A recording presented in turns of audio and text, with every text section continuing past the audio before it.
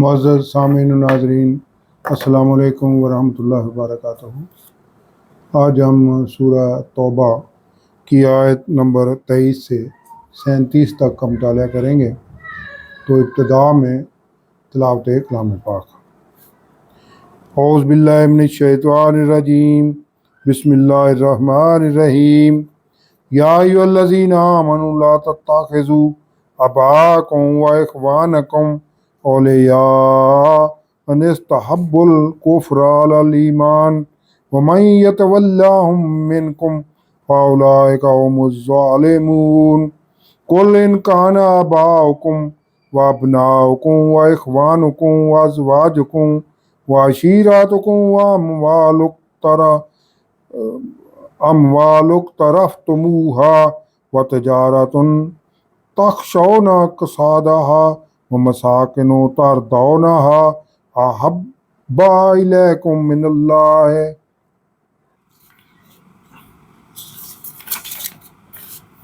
ورسولہ وجہاد فی سبیلہ فتربصوا حتی یأتی اللہ بامرہ واللہ لا یہدی القوم الفاسقین۔ صدق اللہ العظیم۔ اب آیت نمبر 23 سے 37 تک کا ترجمہ اور تفسیر النور۔ اے اہل ایمان، اپنے باپ اور اپنے بھائیوں کو دوست نہ سمجھو اگر وہ ایمان پر کفر پسند کرتے ہیں، یعنی مسلمانوں کے بہت سارے مشرکین میں سے رشتہ دار مکہ میں آباد تھے جن کے لیے مسلمان ہمدردی کے جذبات رکھتے تھے، جن سے انہیں منع کیا گیا ہے۔ اہل ایمان کو اگر تم میں سے کوئی ان سے دوستی کرے گا تو وہی ظالم ہے۔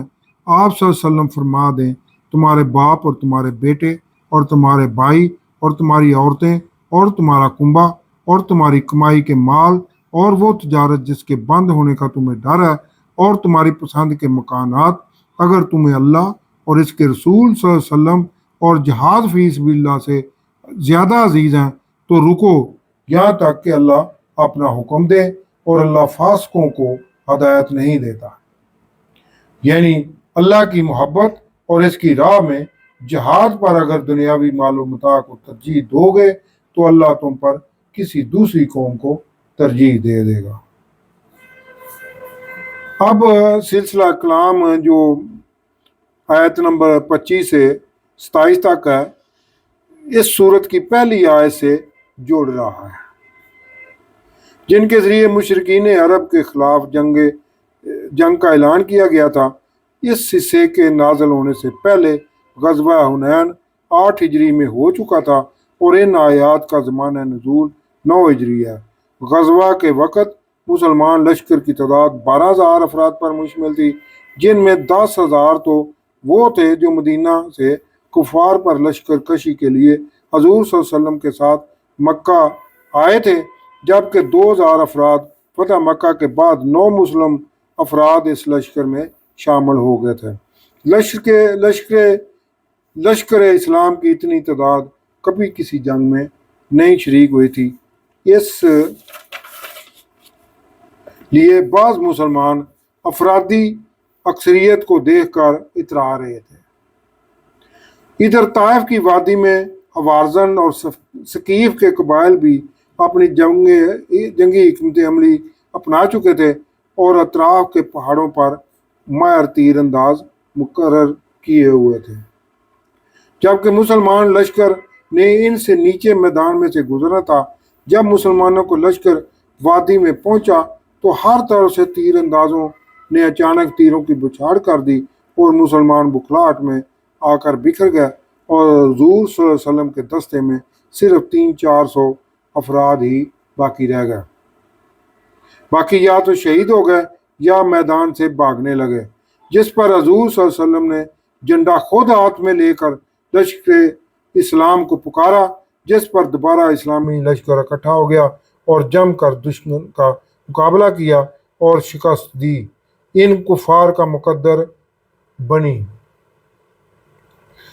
ان آیات کا اشارہ اس واقعے کی طرف ہے کہ اے مسلمانوں، اللہ نے تمہاری مدد بہت سے موقعوں پر کی ہے اور بالخصوص حنین کے دن جب تم اپنی افرادی اکثریت پر اترا رہے تھے تو وہ کثرت تمہارے کچھ کام نہ آ سکی، اور زمین میں اتنی وسیع ہوتے ہوئے بھی تم پر تنگ ہو گئی، اور دشمن کے اچانک حملے سے تم پیٹ پھیر کر بھاگ کھڑے ہوئے۔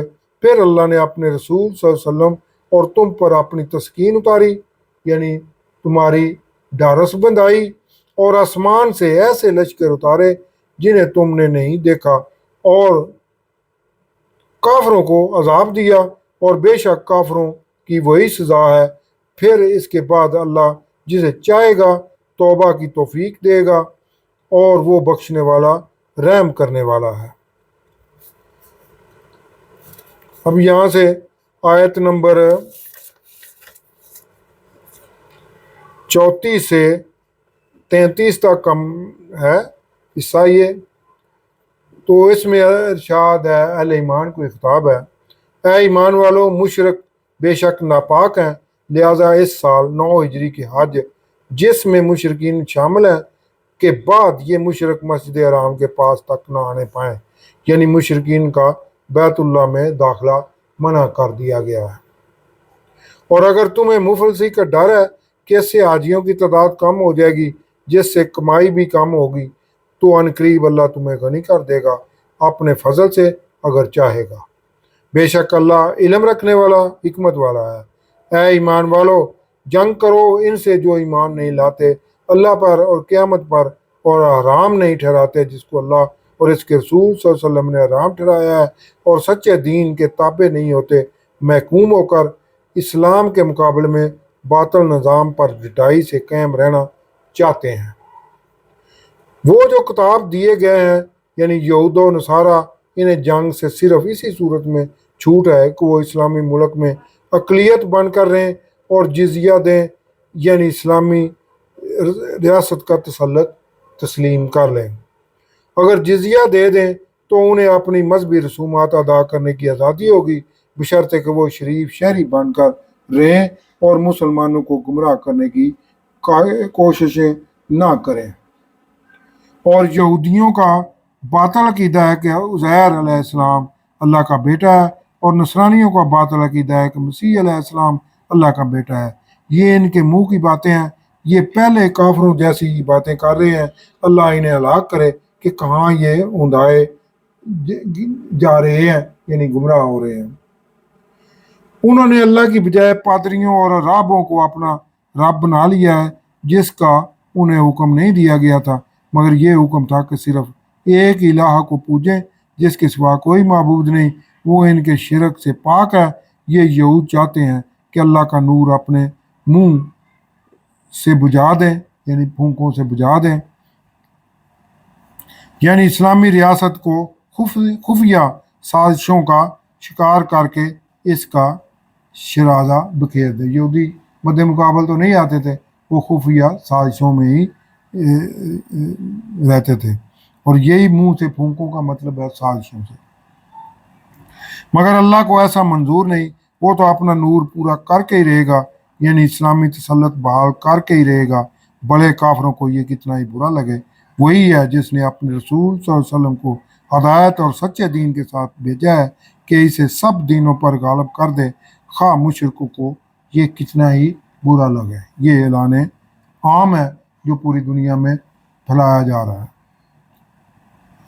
یہ آیت حضور صلی اللہ علیہ وسلم کی کاملیت اور امتیازی حیثیت کی نشاندہی کرتی ہے کہ دین کو عملی طور پر نہ صرف قائم کرنا بلکہ تمام ادیان پر اسے غالب بھی کرنا مقصود ہے۔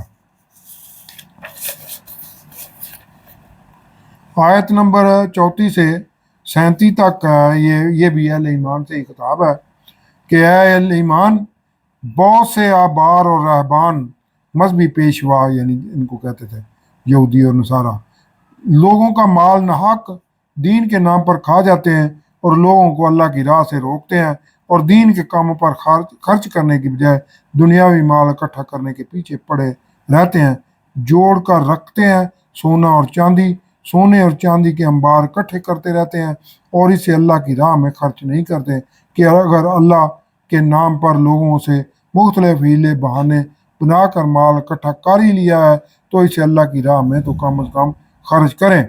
इन्हें ऐसे लोगों को खुशखबरी दो, सुना दो दर्दनाक अजाब की।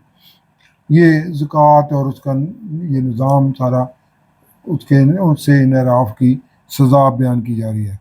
जिस दिन वो ज़रो जवाहरात को तपाया जाएगा जहन्नम की आग में, फिर इससे दागा जाएगा इनकी पेशानियों, इनके पहलुओं और इनकी पीठों को, और कहा जाएगा ये कि तुमने अपने लिए जोड़ रखा था तो अब मज़ा चखो इसके जोड़ने का। बेशक अल्लाह के यहाँ महीनों की तादाद 12 है। अल्लाह की किताब कानून के मुताबिक जब से इसने आसमानों और ज़मीन को खलक किया है, जिनमें 4 हुर्मत वाले महीनों की तादाद महीने हैं, रजब, जी, जुल्क़ादा, जुल्हज्जा और मुहर्रम। यही सीधा दीन है, पहले का ही बनाया हुआ है। तो इन महीनों में अपने ऊपर जुल्म ना करो और मुशरिकीन से ए अहले ईमान मिलकर जंग करो जैसे वो इकट्ठे होकर जंग करते हैं, और जान लो अल्लाह परहेजगारों के साथ है। कुफार अपनी मर्जी से हुर्मत वाले महीने मौका महल देखकर आगे पीछे कर लेते थे कि अगर किसी शख्स पर हुर्मत वाले महीने में काबू पाने की सलाहियत रखते तो इससे लड़ने के लिए ऐलान जंग कर देते कि इस महीने के बजाय साल का दूसरा फलां महीना इस साल हुर्मत वाला होगा। कुफार की इस खुद पसंदी को रद्द करके अल्लाह का इरशाद मुबारक है कि इन कुफार का हुर्मत वाले महीने आगे पीछे करना इनके कुफर में मजीद इजाफा है, जिससे वो गुमराह हुए जा रहे हैं। जिन्होंने कुफर किया कि एक साल हलाल कर लेते हैं इस महीने को और एक साल इस महीने को हराम करार दे देते हैं ताकि साल के 4 हुर्मत वाले महीनों की तादाद पूरी कर लें, इन महीनों की तादाद जो अल्लाह ने हराम ठहराए हैं।